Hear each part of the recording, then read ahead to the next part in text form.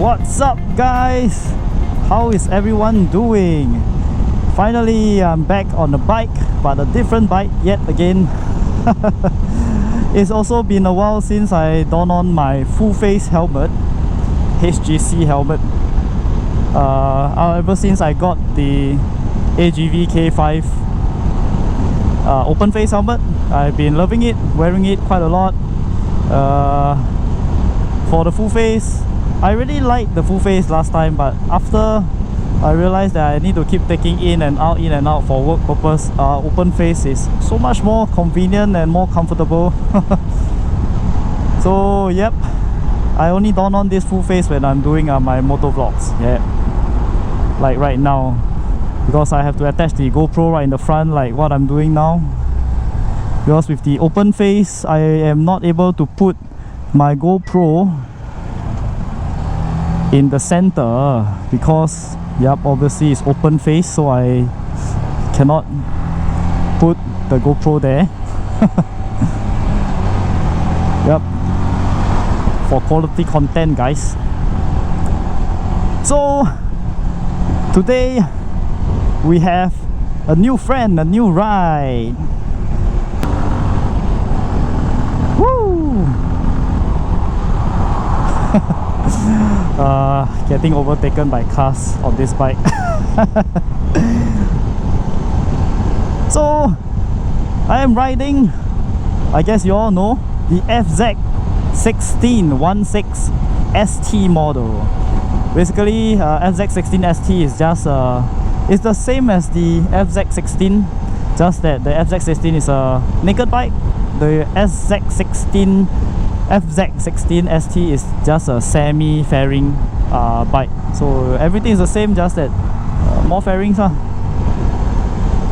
Whether or not you like the looks of the normal FZ16 or this ST model, really up to you, personal preference. And maybe I'll give you a short description of the bike. Oh, there's a car tailgating right behind me, man. Okay, let's not block this way. I'll get on to the speed of this bike later. So it's a 153cc displacement bike, 2B bike, very good beginner bike, I would say. There's a traffic camera here, just want to play safe. It's a 4-stroke with the electric starter and all, but you can choose to kickstart this bike as well, so optional for you. Single cylinder, so maintenance, okay, maintenance I'll come to that later also. What else? There's only 5 gears on this bike, so all the 2A bikes that I've ridden, there's all 6 gear. Super 4, 400X, 6 gear. For this one, it's 5 gears only.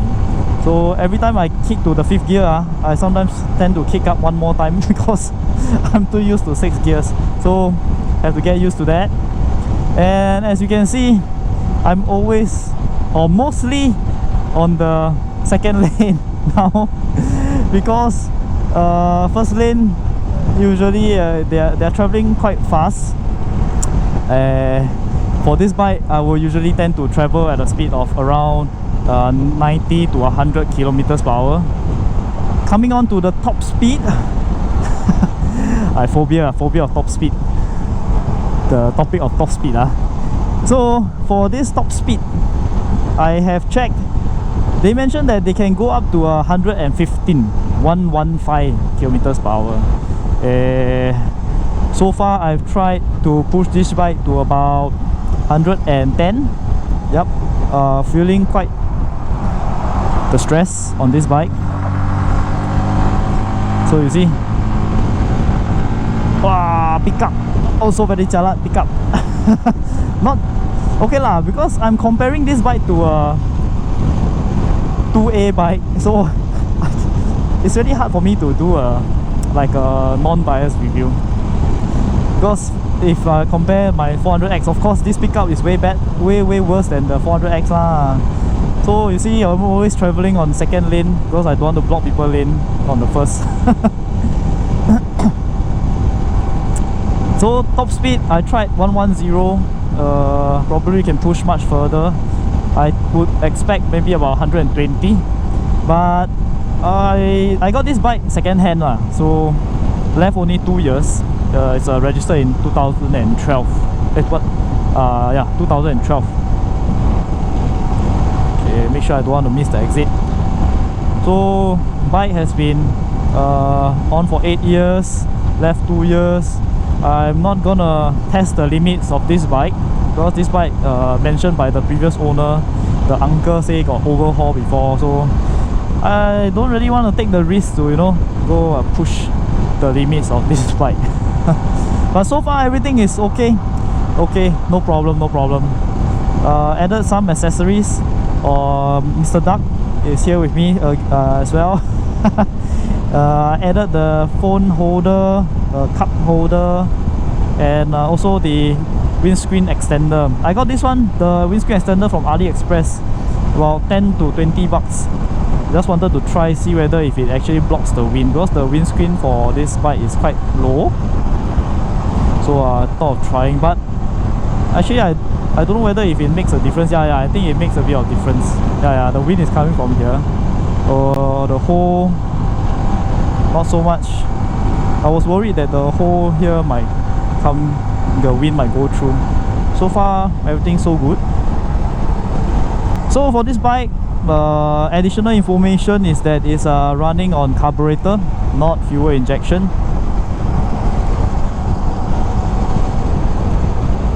Carburetor bikes, actually I've heard that carburetor bikes actually they run faster.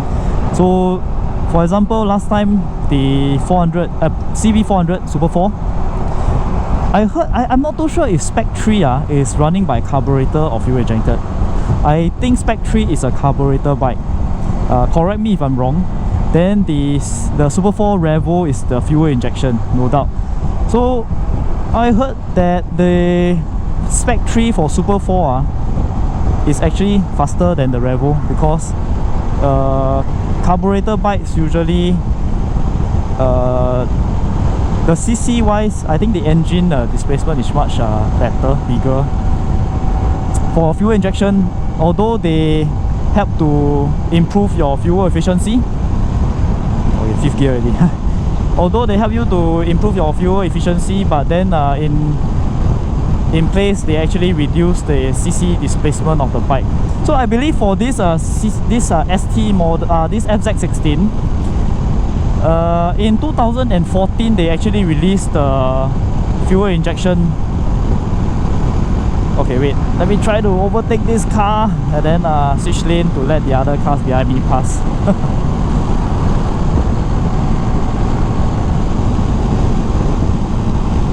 Yep, it's a new life that I have to adapt to. So for the 2014 FZ16 model, I believe they released the fuel injection into the bike. That's why actually the displacement, I think it dropped to about 148 or 149 cc, if I'm not wrong. For this one, carburetor is still at 153 cc. That's why I believe carburetor bikes are faster than fuel injection bikes. That's why, yeah lor, just extra info for you. And for this bike, I realized there is this switch. I'll show you in the picture here. There's this like a lever, a valve lever at the left side of the bike. I have not ridden a 2B bike for so long. I think it has been about 7, 8 or even 10 years since I last rode a 2B bike. So there's this switch at the side. Sorry, my ride's a bit boring because I don't I just, you know, relax, chilling. So for this switch, I heard is to actually adjust whether you want to use the reserve tank or you want to use the main tank. So if let's say you see your fuel gauge left like 1 bar or something, you can switch the lever to the opposite side to actually change it to a reserve tank. Okay lah, drop a gear and go lah. Ambulance, ambulance. Hello. Pick up, come on, pick up, come on, go, go. It's really a very big difference from a 42A bike to be the pickup. I really have to, I can fucking rev the whole, I can just full throttle this bike, but then it's also like not moving.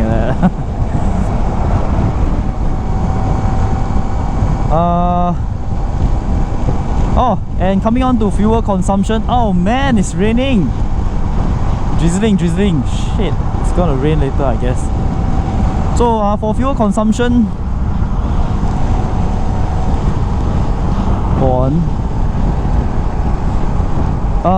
there are 6 bars on the fuel gauge if it's full tank. So far, I've only tried. I recorded down full when it reached to 1 blinking bar. I was at about 260 or 270 kilometers, kilometers, and then the 1 bar starts flashing already. But then funny thing is after I stop the bike, then I start the bike again, it actually shows me 3 full bar so might be the sensor problem also so I'm not too sure how to gauge whether the full tank can last how long yet.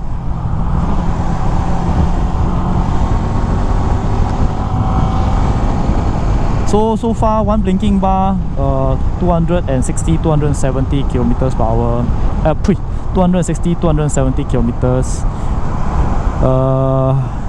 The tank is at 12 liters capacity. If you ask me, it's quite fuel efficient, really. You see the Super 4 Revo, because of VTEC the fuel capacity is 17, is it 17? Yeah, 17 liters and then at 17 liters ayo, why got traffic? At 17 liters I was only able to hit about 260 kilometers. And then for this bike, it's only 12 liters capacity. I'm already able to hit 260 and 70, almost the same distance. So definitely better in fuel consumption. But of course, this one got no VTEC That's why Super 4 that one.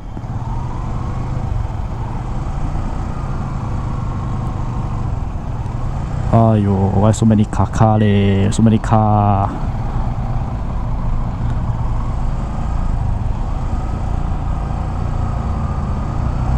But for fuel consumption, I need to emphasize that it's really how an individual rider rides their bike because it really depends on how they whack. Yeah man, Wackijo. How they whack the bike.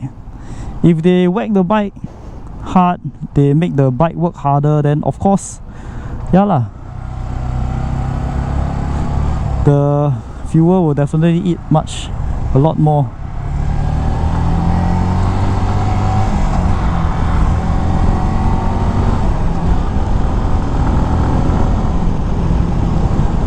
And comparing this bike to the 400X my previous bike, it's really so much lighter, man. With the 400X, it's very hard for me to maneuver actually.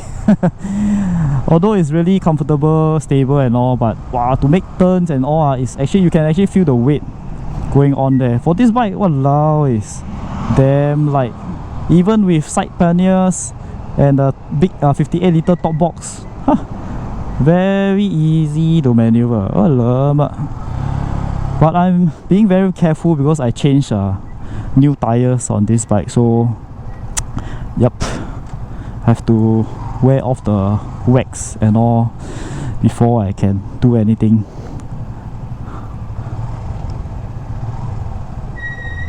Oh yeah, and one irritating thing about this I mentioned in my Instagram is the drum brakes. This one is running by drum brakes, it's not those padding.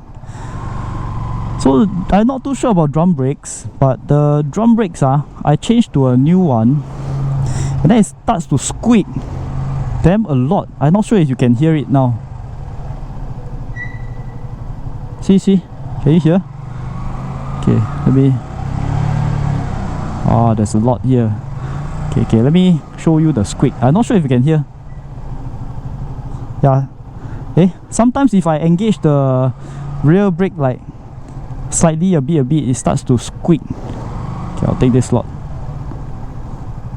There, you can hear. I can hear though. Damn noisy, I tell you. I heard that because new drum brakes, it might take some time to wear in, so might have to give it some time to set. For padding different, so drum brakes. Even I went to ask the mechanic to put lubricant oil the brakes and stuff, but it doesn't help leh. Maybe someone can advise me how to get the squeaking off the rear brake. Okay, that's all for this bike review. Is it a review? Yeah, some sort of. Just to share with you my new ride. Oh, and this is the camera lah. Can take front camera, the front picture and rear picture. So, yep. What else? I don't think you need me to do a walk around of this bike because this bike is basically everywhere in Singapore. Just Google lah. FZ16 ST is there. If you want me to do, then next time I do lah. Let me know in the comments. Since I'm already here, so why not I just bring you through my bike. Anyway, I also forgot to mention about the maintenance of this bike.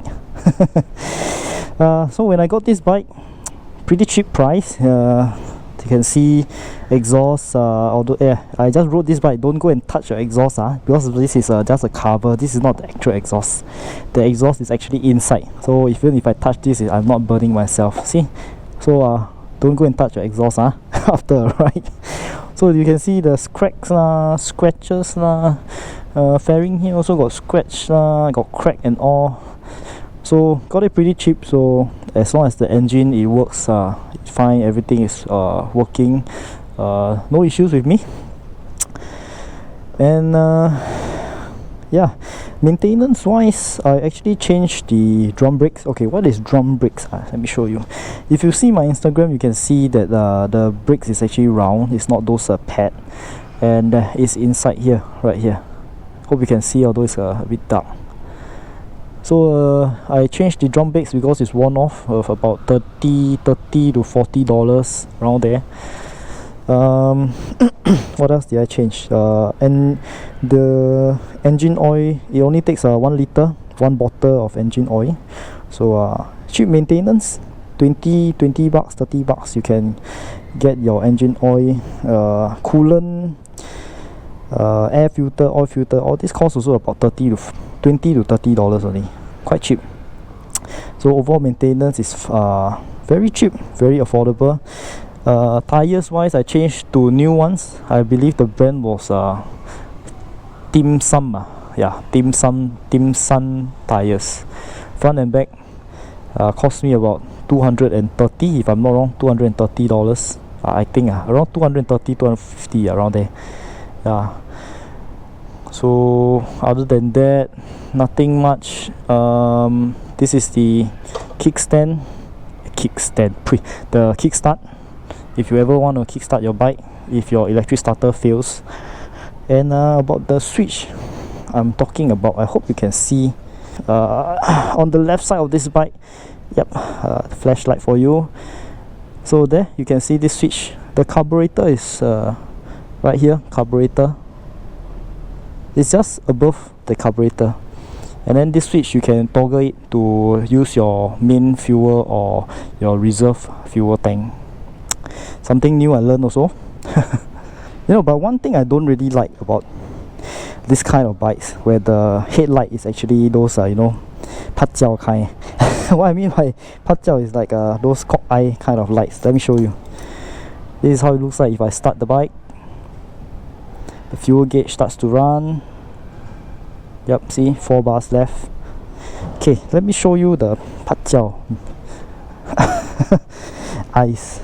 I don't like this kind of bike. You all like me? You all let me know. It's like the S1000 RR. So you know right, the S1000 RR is yeah, you know, one side the eye only like that one. So this is the main headlight. If I switch it, the high beam, main headlight, high beam. This kind of sucks, man. Only can on one side, cannot on both sides. Damn annoying, eh. I really hate the headlights like that. Looks so stupid. Well, I don't know. Let me know in the comments how y'all feel about this kind of headlights. So yeah, this is my new bike. If you already know, this is actually my side bike or my workhorse or my work bike, whatever you want to call it. I use this bike for work, for commuting, for anything to do with easy commuting, carrying of stuff because of all the boxes, storage and all. Yeah.